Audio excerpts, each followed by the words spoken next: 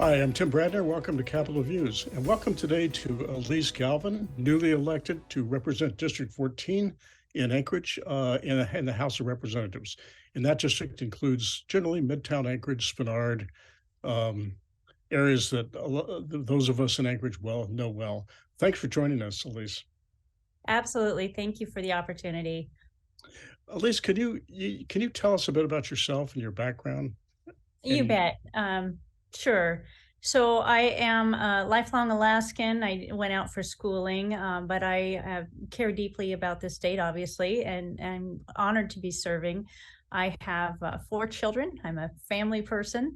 I've also owned a couple of businesses, run a large hotel as a manager, and as most of you may know, I also have run for office before, a statewide office. And so I'm just so honored to be here in the building serving today. and because of your statewide runs, you're kind of a well-known name in the state. So To anyway, some degree. we're glad to have you in Juneau. So at least tell us. I know that you have had traditionally a very strong interest in education and have been involved with education advocacy groups before the legislature. Before, could you tell us a little bit about that? There was an organization, sort of an ad hoc organization called Great Alaska Right. Schools. Yeah, it's the Great Alaska Schools, a grassroots group that came together. Started out as just about 40 and then grew to over 4,000.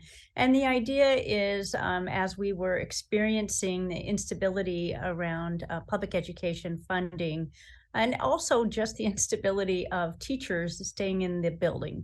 So, for us as a group of parents and educators and students, we decided to pull together and stand for predictable, adequate funding so that we didn't see this roller coaster of decisions being made that I think is getting in the way of moving education to what we want to see, which of course is consistent, solid excellence.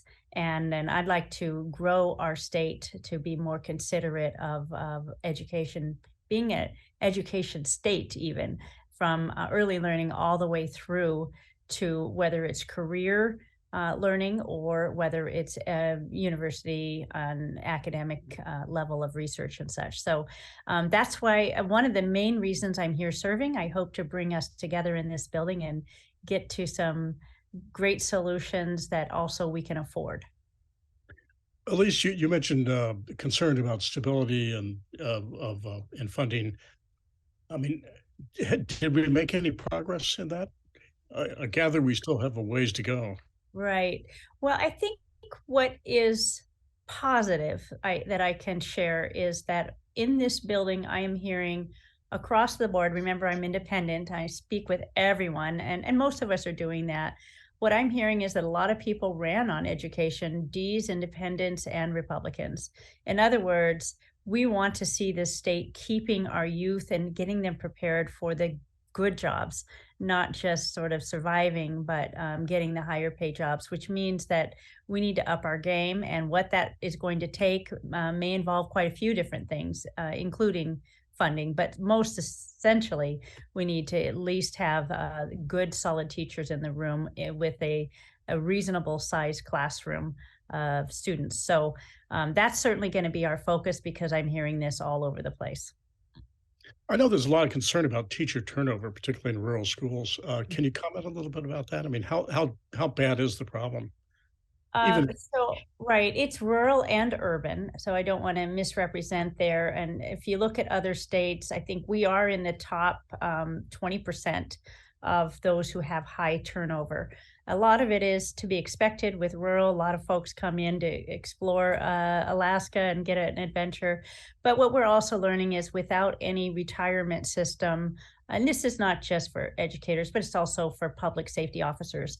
Folks come in and they get the somewhat higher wages after 5 years, and then they move to another state, which is competitive and offering more with regard to retirement and benefits, defined benefits. So that's going to be on the certainly on the menu in this building, but also there is an inconsistency in terms of not keeping up with the inflationary costs of teaching and learning. So the lights cost more now, heat costs more, transportation, my goodness, all of those things are costing more now. And so we have not kept up or even remotely gone anywhere near what we know the cost of education is and is growing.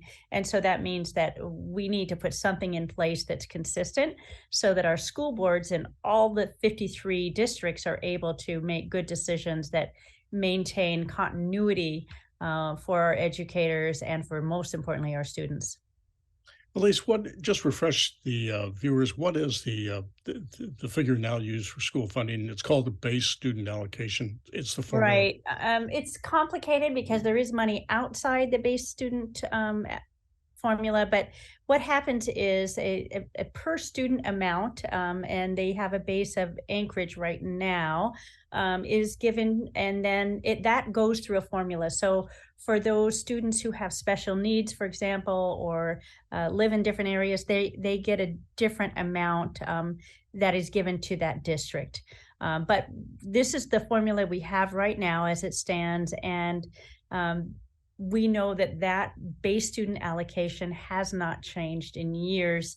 I think that we did get a 0.1% or something change, but certainly not enough to make a difference for those who are making long-term decisions around teaching and learning in districts. And at least adjusted for inflation, there Mhm. has not been a change in that since 2017. So we have lost That's right. 25% of the purchasing value. What is the number that? Yes, and that is the number that they'll share from 2017, but it's been going on beyond that, before that, and it is a little tricky because inflation has been so high over the last couple of years, and we don't know how it's going to play out for the next few years, for example. So there needs to be a leveling out for sure, but to attach it to something that can give a little bit more reliance for these districts is going to be critical. So we need to be, whether it's the whatever people are going to agree upon as inflation is going to be important to attach any bill with an increase so that people are aware that as the market changes and the costs continue to go up in healthcare, for example, and heat and other things, that we know the base student allocation will go up along with that. Well, interesting, a lot of challenges, a lot to talk about. So thank you very much, Representative Elise Galvin. Thank Thanks for you so much. thanks for joining us today.